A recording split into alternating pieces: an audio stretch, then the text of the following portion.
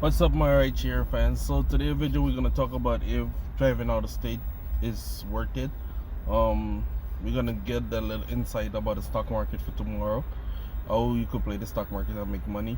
So without no further ado, let's get right into it.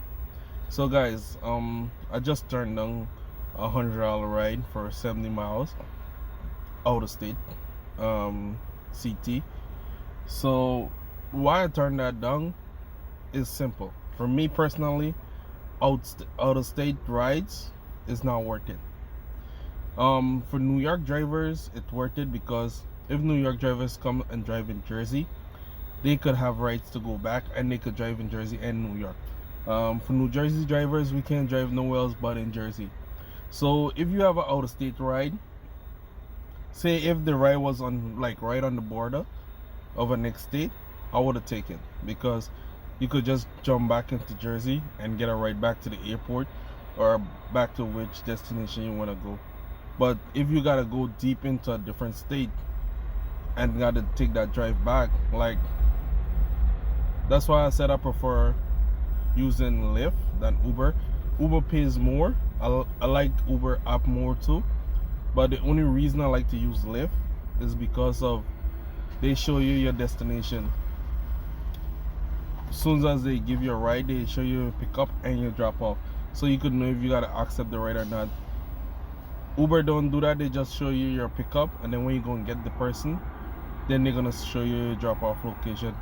Personal for me, I always text and like, hey guys, or hello, NY or NJ.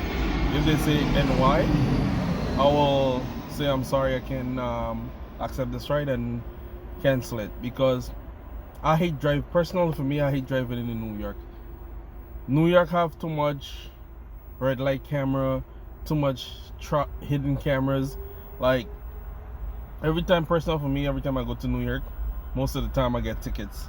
And for like driving in a 25-mile zone, 30 miles, like if you driving, I'm not gonna keep looking at my thermometer. If I feel like I'm like cruising, I'm not gonna speed. That's what I do. But I always get ticket in New York, and it don't make sense, because like a week ago I take a ride for 240 miles.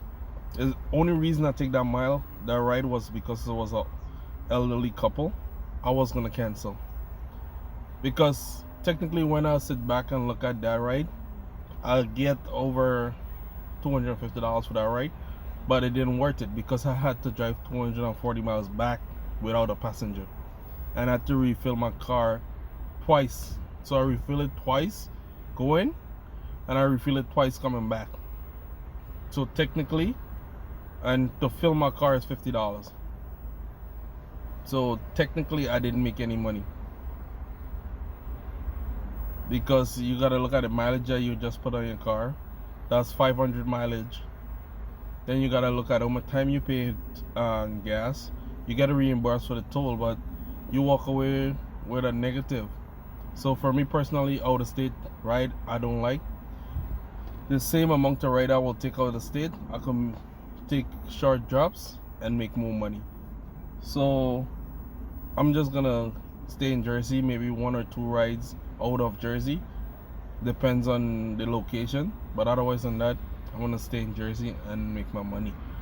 With the stock market, guys, the president is gonna fly back from Japan today, and if the Democrats and Republicans can't come together by the end of the day with a deal to announce to the public tomorrow or tonight, the stock market is gonna crash. And if it do crash, the fastest stock you could put money in and buy puts. I'm not a financial advisor, guys, so please do some research on your own due diligence when investing in the stock market. But personal for me, I already got puts in SPY, Google, Amazon, Coinbase, and DoorDash. So those could see a faster pullback if the market is gonna crash, or they could see a faster uptick, depends on if the market is gonna rally. So everything is just on a standstill, and that's how I'm playing the stock market tomorrow. And if I get profit, I'm gonna take that profit and start investing in the long term. So guys, when you're investing in the stock market, most people are like, oh, I'm not investing because it's a scam. It's not a scam. It's whatever you do in the stock market reflects on the outcome. So if you want to be hypeful and trading options and don't understand what you're doing, you're gonna lose money. If you want to invest in the stock market, you want to buy quality companies and invest in dividend companies and reinvest that dividends and compound interest, and you can see your portfolio grow. So stock like AT&T, Realty Income, the banks, you pick up some of gas like BP, Devon Energy, Oxyon, and stuff like that, and they pay dividends, guys. So every time you see a pullback in the market, you put some money to work, and then over time, compound interest, you're gonna see your portfolio grow. So for me, I'm gonna balance out my portfolio. So next week when I start building my portfolio back, I'm gonna show you guys.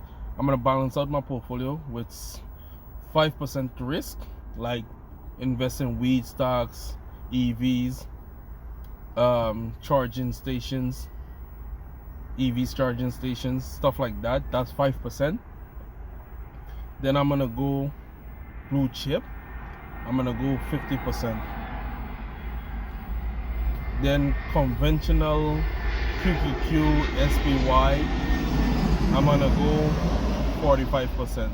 So that's how I'm just gonna put 5% risk to see more growth in my portfolio, but I'm gonna be more conservative and invest for the long term. So that's how I generate passive income every single month, and then depends on how my risky stock go, I take profit and then I put it inside the dividend portfolio. So if you find any quality contents, like, subscribe, share, leave a comment in the comment section, hit the notification bell for any future updates. And guys, tell me the longest ride you ever did so far doing Lyft or Uber.